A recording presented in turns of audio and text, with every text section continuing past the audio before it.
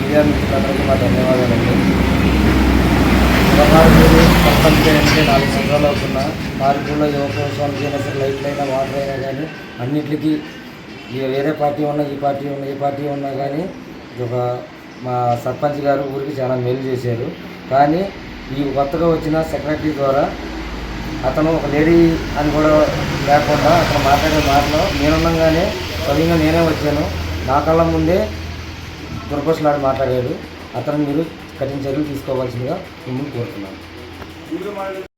కృష్ణా జిల్లా పెదపార్పుడు మండలం పెదపార్పుడు గ్రామ సర్పంచ్ అండి. నా పేరు చెప్పేటి సమీర. కొత్త ప్రభుత్వం ఏర్పాటైన తర్వాత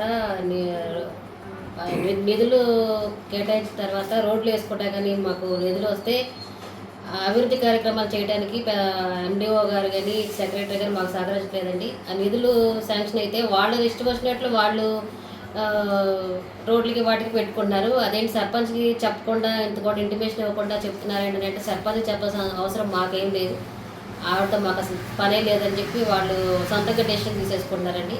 అది కూడా ఈ ప్రభుత్వ కార్యాలయాలకి వాళ్ళు సమయానికి రావట్లేదు.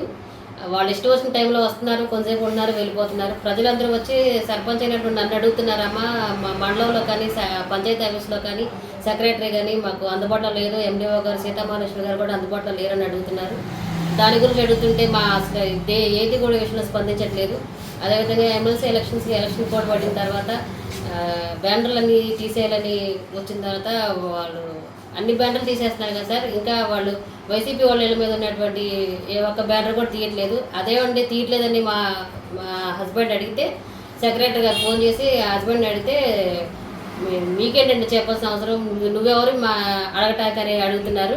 అదే మా హస్బెండ్ దూషించారని నేను ఫోన్ తీసుకొని మాట్లాడుతుంటే నువ్వే అవుతావే, నీకే చెప్పాల్సిన అవసరం మాకేంటి అని దుర్భాషలు ఆడాడండి. వెంటనే నేను ఆఫీస్కి వచ్చి సెక్రటరీ గారిని కలిస్తే ఇక్కడ కూడా అలాగే మాట్లాడతాను, నీకు చెప్పాల్సిన అవసరం ఏంటి, నువ్వే అవుతావే, నీకెందుకు సంబంధం అని చాలా ర్యాష్గా మాట్లాడతాను సెక్రటరీ గారు. అందుకని ఈ విషయమై స్పందించి మాకు తగ్గ చర్యలు చేయాలని మేము ప్రభుత్వాన్ని కోరుకుంటున్నాం. ఒక దళిత సర్పంచ్ చెప్పుకున్నానంటే నాకు దళిత సర్పంచ్, నేను ఒక దళిత మహిళా సర్పంచ్ అవ్వడం వల్ల వీళ్ళు నన్ను చాలా హీనంగా మాట్లాడుతున్నారండి. ఒక దళిత ఎస్సీ మహిళ సర్పంచ్గా ఉంటే తప్పుగా ఉన్నట్లు ఉందండి వీళ్ళకి. దయచేసి మాకు మీరు సహకరిస్తారని నేను కోరుకుంటున్నానండి.